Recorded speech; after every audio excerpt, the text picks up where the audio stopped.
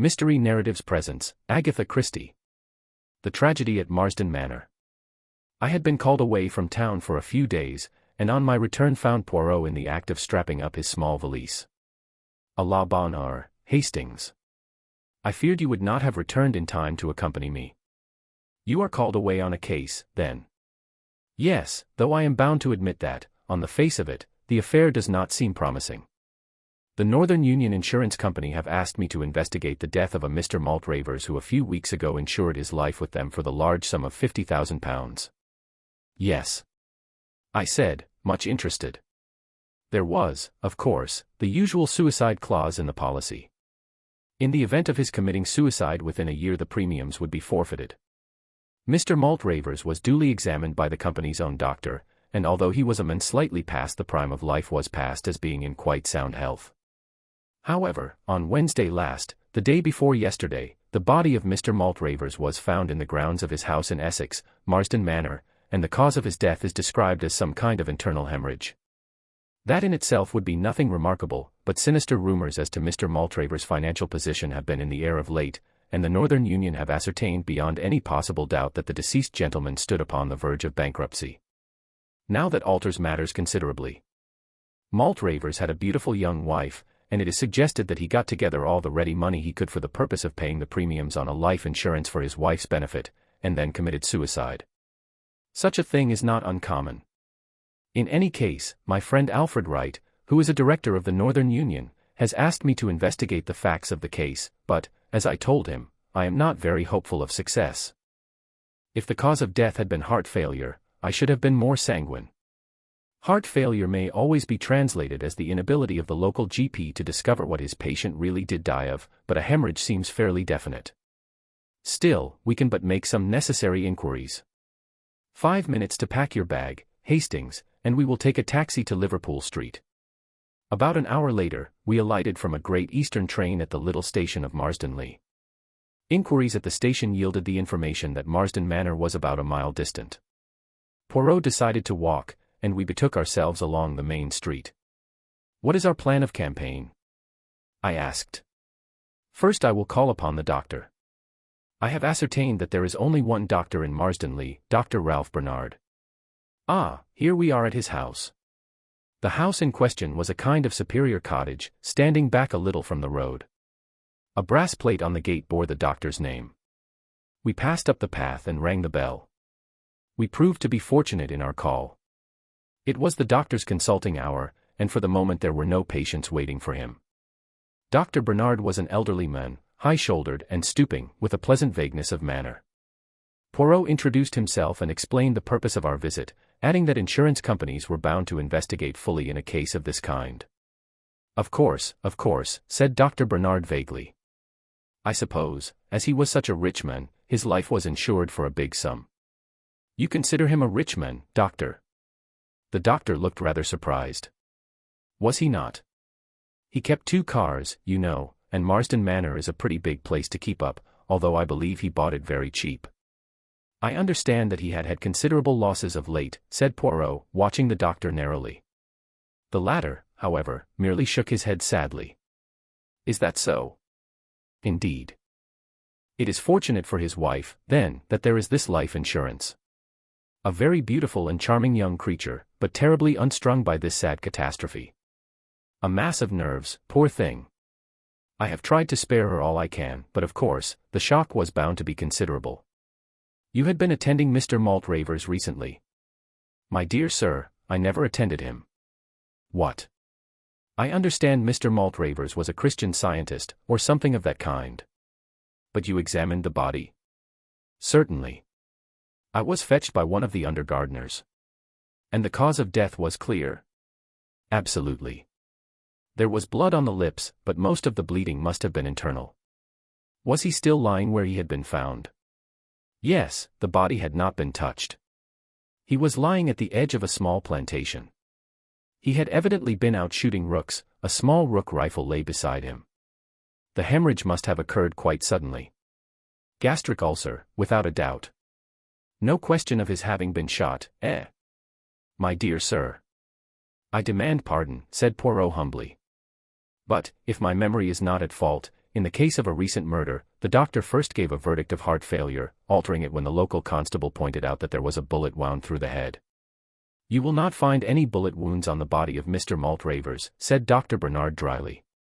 Now, gentlemen, if there is nothing further, we took the hint. Good morning, and many thanks to you, Doctor, for so kindly answering our questions. By the way, you saw no need for an autopsy. Certainly not. The doctor became quite apoplectic. The cause of death was clear, and in my profession, we see no need to distress unduly the relatives of a dead patient. And, turning, the doctor slammed the door sharply in our faces. And what do you think of Dr. Bernard Hastings? Inquired Poirot, as we proceeded on our way to the manor. Rather an old ass. Exactly. Your judgments of character are always profound, my friend. I glanced at him uneasily, but he seemed perfectly serious. A twinkle, however, came into his eye, and he added slyly, that is to say, when there is no question of a beautiful woman. I looked at him coldly. On our arrival at the manor house, the door was opened to us by a middle-aged parlour-maid. Poirot handed her his card, and a letter from the insurance company for Mrs. Maltravers.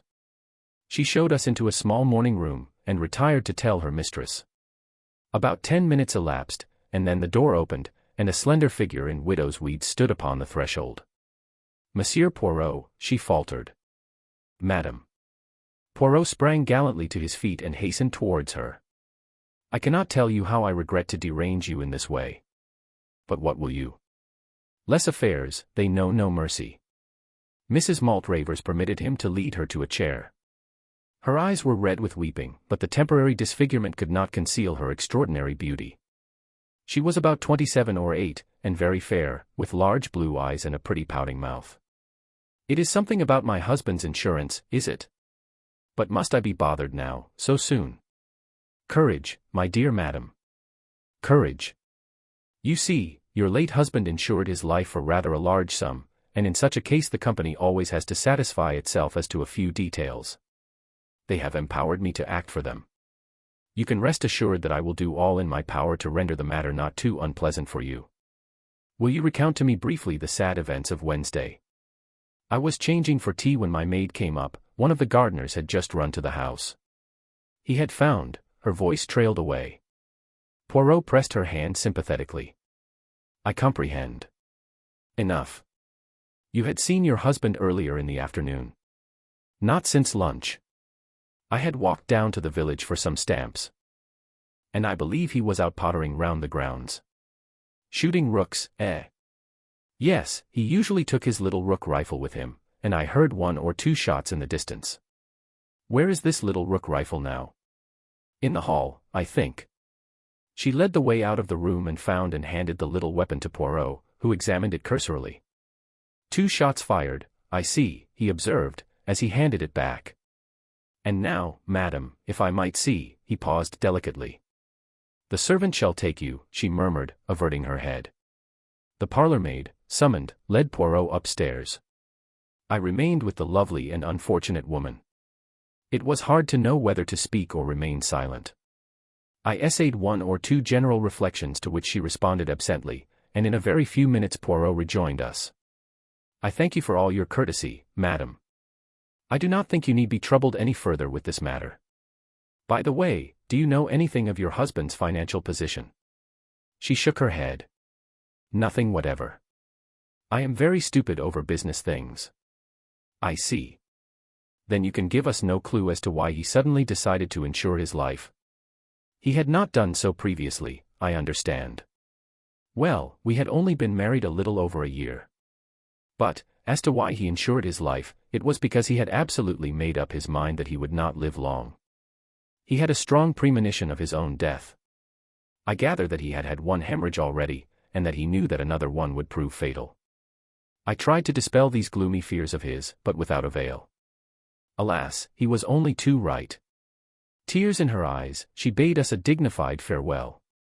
Poirot made a characteristic gesture as we walked down the drive together. Eh bien, that is that. Back to London, my friend, there appears to be no mouse in this mousehole. And yet what? A slight discrepancy, that is all. You noticed it? You did not. Still.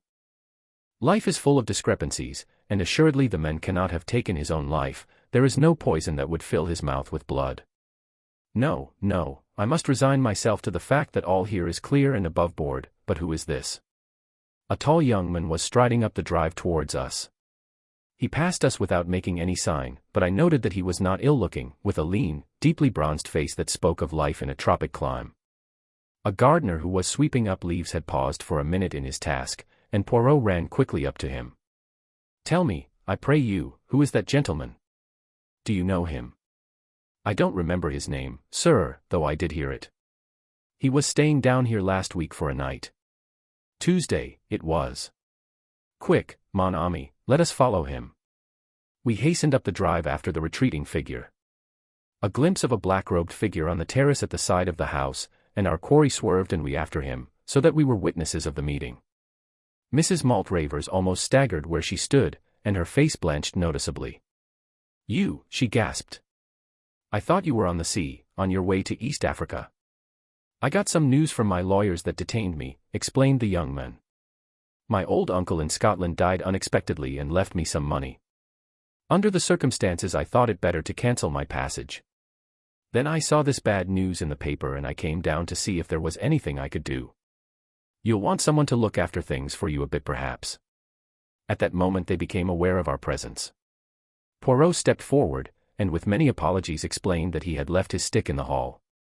Rather reluctantly, it seemed to me, Mrs. Maltravers made the necessary introduction.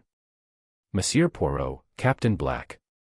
A few minutes' chat ensued, in the course of which Poirot elicited the fact that Captain Black was putting up at the Anchor Inn.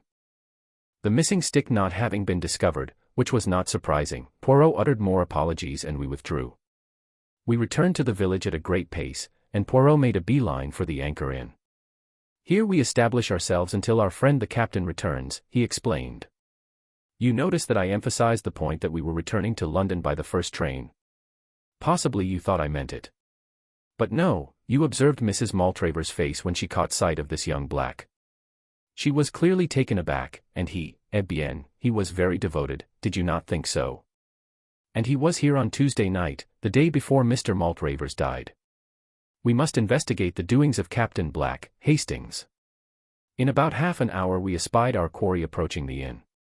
Poirot went out and accosted him and presently brought him up to the room we had engaged. "I have been telling Captain Black of the mission which brings us here," he explained. "You can understand, Monsieur le Capitaine, that I am anxious to arrive at Mr. Maltravers' state of mind immediately before his death, and that at the same time I do not wish to distress Mrs. Maltravers unduly by asking her painful questions. Now, you were here just before the occurrence, and can give us equally valuable information." "I'll do anything I can to help you, I'm sure," replied the young soldier, "but I'm afraid I didn't notice anything out of the ordinary. You see, although Maltravers was an old friend of my people's, I didn't know him very well myself."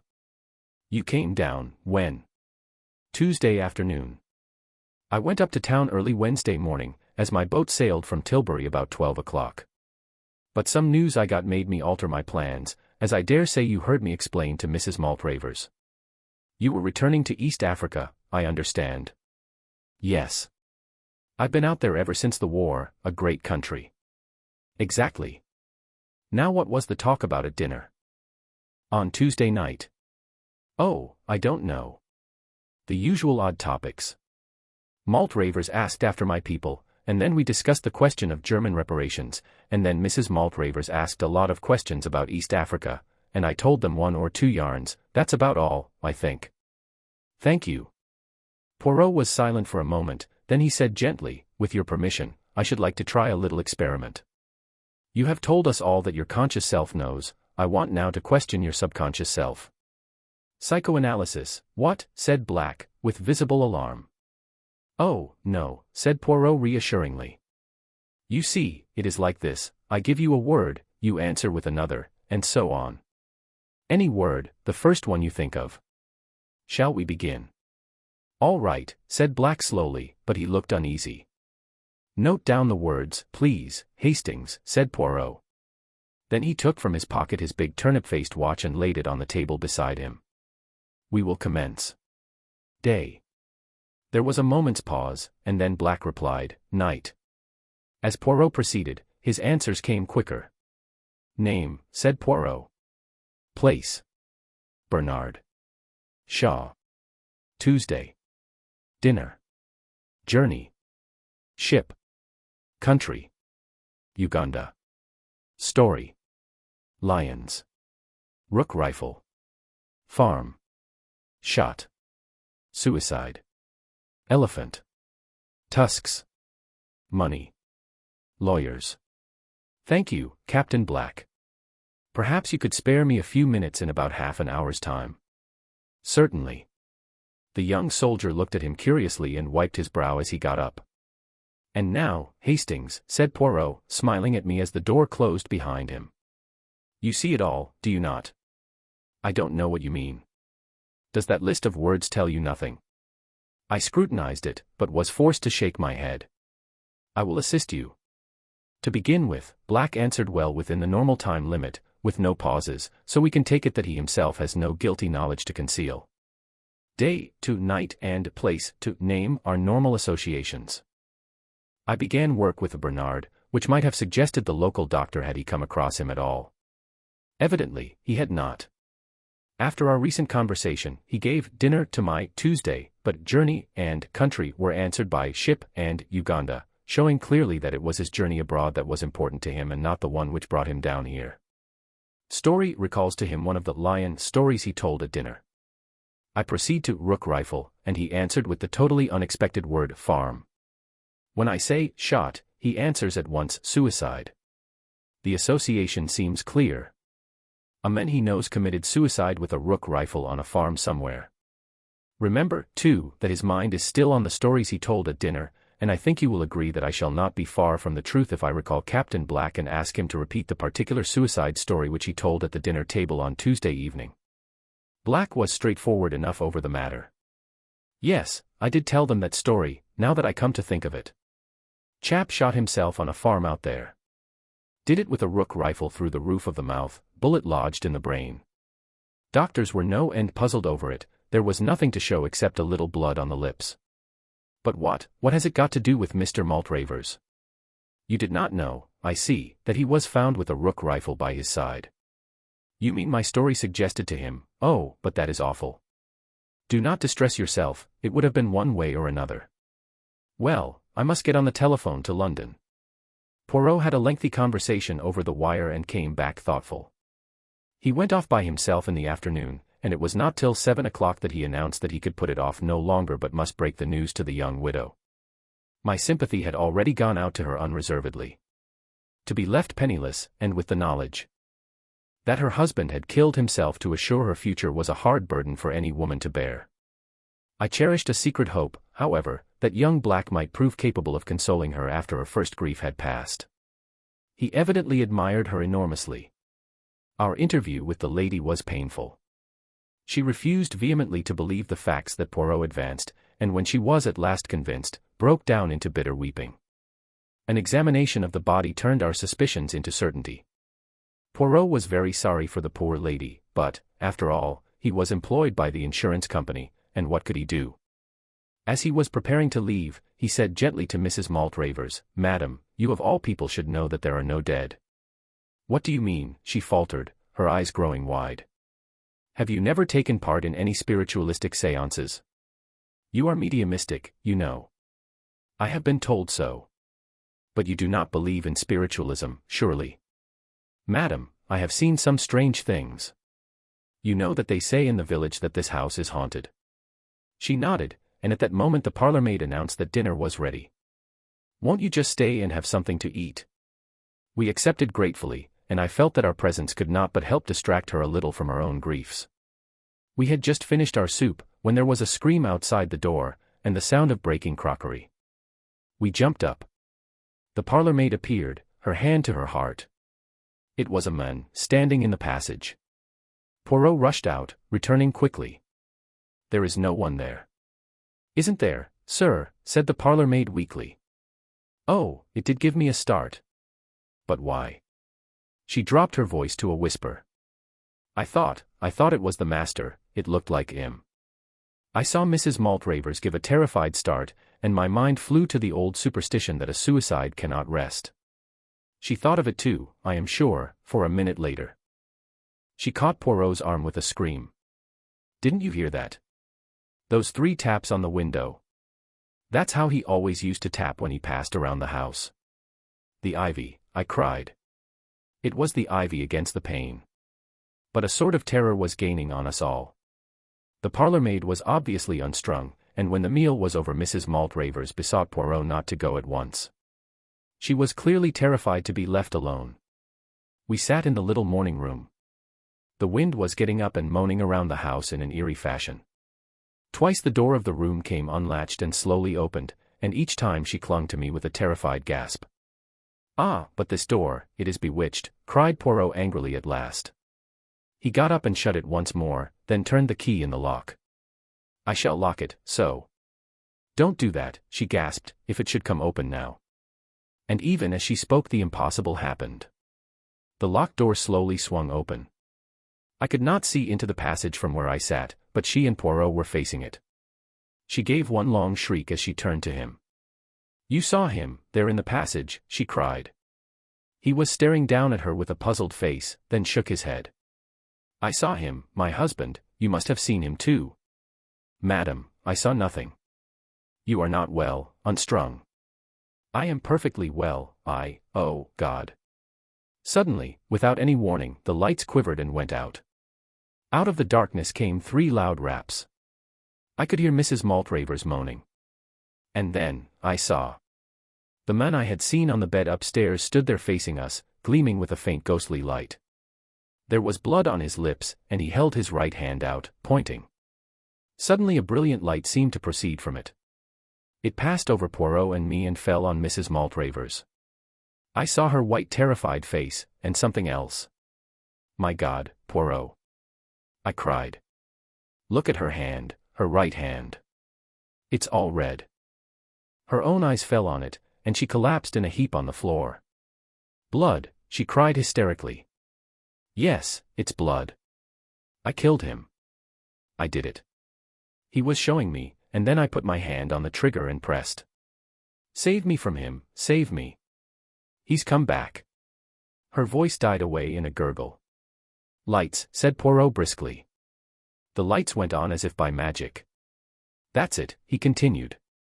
"You heard, Hastings. And you, Everett. Oh, by the way, this is Mr. Everett, rather a fine member of the theatrical profession. I phoned to him this afternoon. His makeup is good, isn't it? Quite like the dead man, and with a pocket torch and the necessary phosphorescence he made the proper impression. I shouldn't touch her right hand if I were you, Hastings. Red paint marks so. When the lights went out I clasped her hand, you see. By the way, we mustn't miss our train. Inspector Japp is outside the window. A bad night, but he has been able to while away the time by tapping on the window every now and then. You see," continued Poirot, as we walked briskly through the wind and rain, there was a little discrepancy. The doctor seemed to think the deceased was a Christian Scientist, and who could have given him that impression but Mrs. Maltravers. But to us, she represented him as being in a grave state of apprehension about his own health. Again, why was she so taken aback by the reappearance of young Black? And lastly, although I know that convention decrees that a woman must make a decent pretense of mourning for her husband, I do not care for such heavily rouged eyelids. You did not observe them, Hastings? No. As I always tell you, you see nothing. Well, there it was. There were the 2 possibilities. Did Black's story suggest an ingenious method of committing suicide to Mr. Maltravers, or did his other listener, the wife, see an equally ingenious method of committing murder? I incline to the latter view. To shoot himself in the way indicated, he would probably have had to pull the trigger with his toe, or at least so I imagine. Now if Maltravers had been found with one boot off, we should almost certainly have heard of it from someone. An odd detail like that would have been remembered. No, as I say, I incline to the view that it was a case of murder, not suicide, but I realized that I had not a shadow of proof in support of my theory. Hence the elaborate little comedy you saw played tonight. Even now I don't quite see all the details of the crime. I said. Let us start from the beginning.